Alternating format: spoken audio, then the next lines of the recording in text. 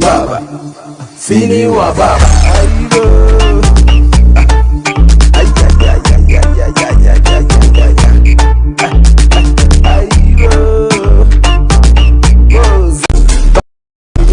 Baba, jeshi ya baba.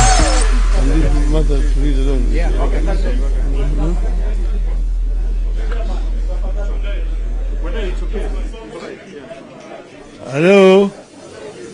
Hello? Hello? Azimio? Azimio? Azimio? Asante sana. Members of the media, we have a statement as Azimio following a very long day that we have endured today. And this statement is going to be read.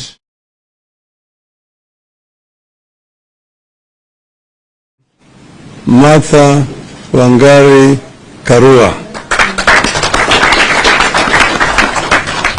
We don't go down. Eh? We can go down. We can go leave you. If you okay. Yesterday, we made our final pronouncement regarding the protests that have taken place today. We said the protests would be peaceful and in strict compliance with our constitution. We take this early opportunity to say a big thank you to the brave and patriotic Kenyans who braved the chilly weather and the brutality of the police to exercise their constitutionally protected right to assemble, to demonstrate, to picket, and present petitions to public authorities.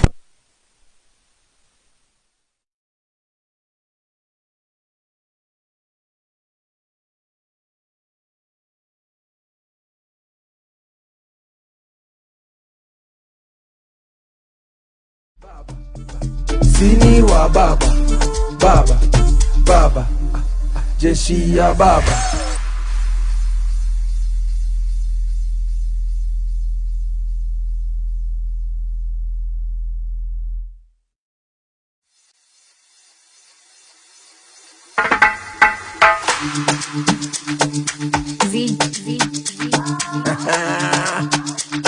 Braja, baba, ay ay ay ay ay ay ay ay. Sini wa baba, baba, jeshi ya baba, baba, sini wa baba, baba, jeshi ya baba, baba, sini wa baba, baba, baba, jeshi ya baba, baba, baba, sini wa baba. Okay, we go on now. We begin. Yesterday we made our final pronouncement regarding the protests that have taken place today. We said the protests would be peaceful and in strict conformity with our constitution. We take this early opportunity to say a big thank you to the brave and patriotic Kenyans who braved the chilly weather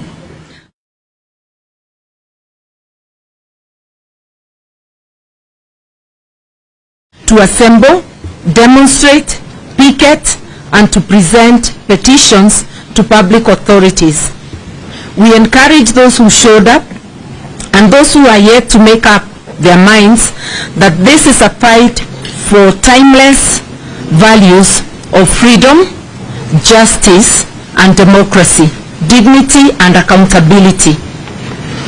We had hoped that given the constitutional protection that our protests enjoy, the illegitimate Kenya Kwanza regime would let Kenyans express their opinion and fight for the country they love so much. That was never to be.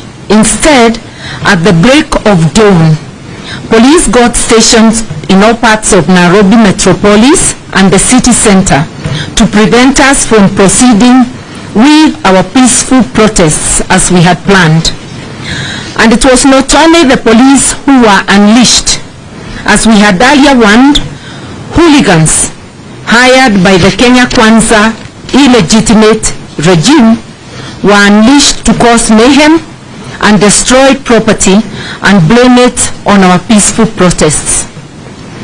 These hooligans, who we are aware were acting under the command of one Rigathi Gachagua and Moses Kuria, were identified and recruited at a meeting in Thika a few days ago.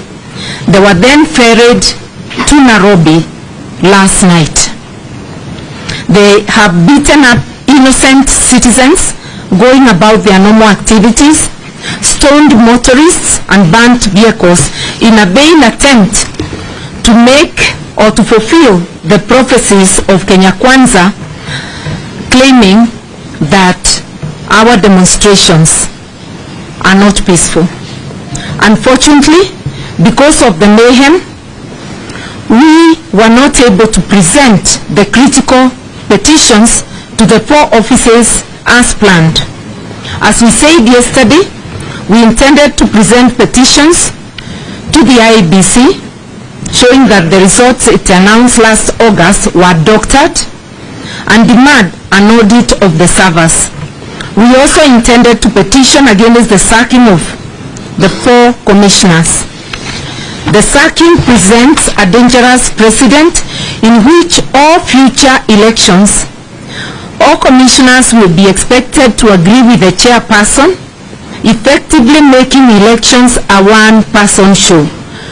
Actually, it's criminalizing dissent by a commissioner within a commission or even one person within a board. We also intended to petition office of the president, and I'm saying this very deliberately, the office of the president, with evidence that the cost of food, fuel, electricity, and fees remain unacceptably high. Further, we wanted to petition that office to desist from destroying political parties. And I've emphasized, because we are saying there is an illegitimate regime, we separate the office from persons. The third office we were to visit is the National Treasury, where we wanted to petition for the immediate release of all funds owed to counties and for the timely payment of salaries to all civil servants. The 4th office we were to visit is the Public Service Commission, where we planned to demand that appointments to public offices be done purely on merit and inclusivity, not tribe, as is presently the case.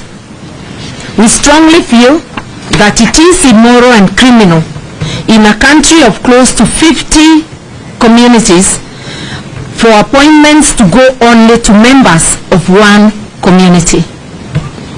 Unfortunately, our members of parliament who were on their way to the office of the president to begin the presentation of the petitions were not allowed to access this public office, for which we pay with our taxes. Despite being peaceful and unarmed, they were met with tear gas and gunshots and other forms of brutality. We know why we could not be allowed to present a petition to OP on cost of food. There has been an attempt by the illegitimate Kenya Kwanza regime to mislead the people of Kenya that the cost of unga has come down. The truth is that it has not, and we wanted to prove it. We also wish to let Kenyans know that the new unga brands that they are retailing at slightly lower prices than the older familiar brands are GMO maize. A number of millers have declined to mill that maize and sell it to Kenyans as a matter of principle. It is incumbent on the Kenya Kwanza regime, shall I add illegitimate regime, to be honest with Kenyans, tell them the truth and let them have a choice. Kenyans must not be made to consume GMO products without being told and offered a choice. We said it yesterday and we will say it again today. William Ruto and his illegitimate regime are making serious attempts to suspend our hard-won constitution, which we shall not allow. End of the statement.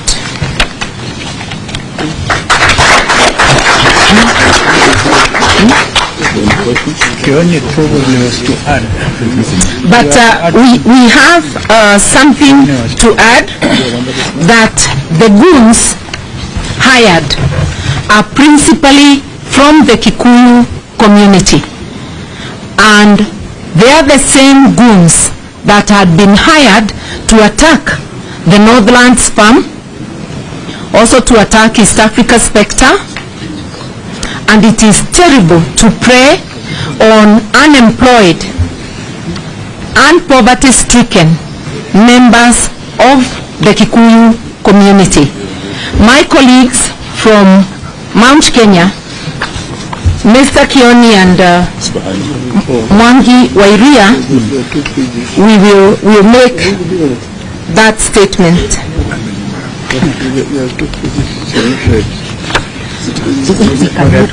They can mention.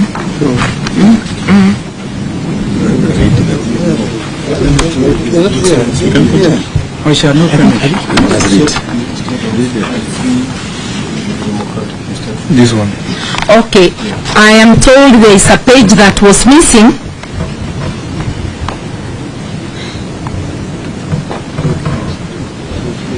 Instead of the free and democratic nation that the 2010 Constitution sought to bequeath Kenyans, Ruto is trying to reinvent a police state of the 1980s and the Kenya Special Branch, plainclothes officers and terror machine.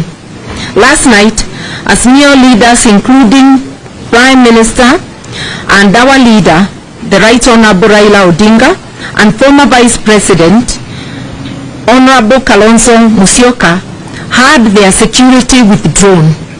This is significant. This is significant because those two offices are guaranteed security by an act of Parliament. It is not gratuitous. So this is illegal, and all members of Parliament from Azimio who actively support this cause had also their security withdrawn. This is suspending the Constitution illegally, engaging in intimidation and blackmail. They are also setting stage for assassinations promised by Moses Kuria on his social media and on his public pronouncement. There is a slow but steady attempt to introduce martial law in Kenya. We know that Mr. Ruto, who Mr. Ruto is learning from, we will not allow it. We will resist. As a country, as a people, we have come too far to look back.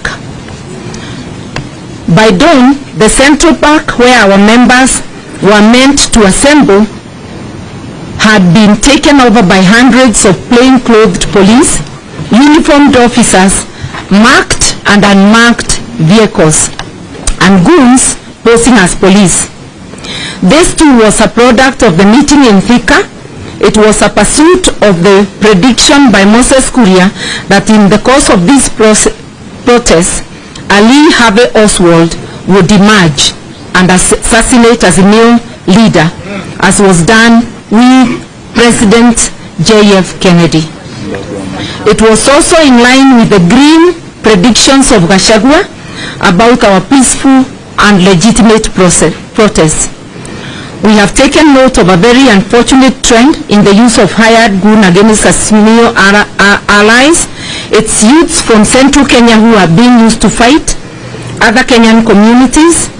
It is youths from central Kenya who are used to invade Northland Farm, beginning of this protest, at the beginning of our protests, and these are the ones who are used to invade Jubilee headquarters recently. They are the ones being told to attack homes of their leaders, and they are the ones who have been used today to attack people and property in different parts of Nairobi.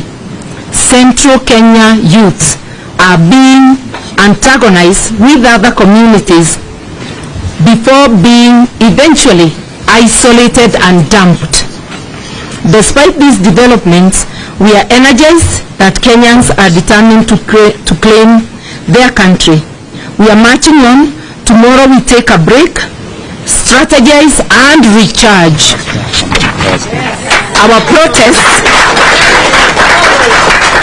Our protests will resume on Thursday, the 12th of May.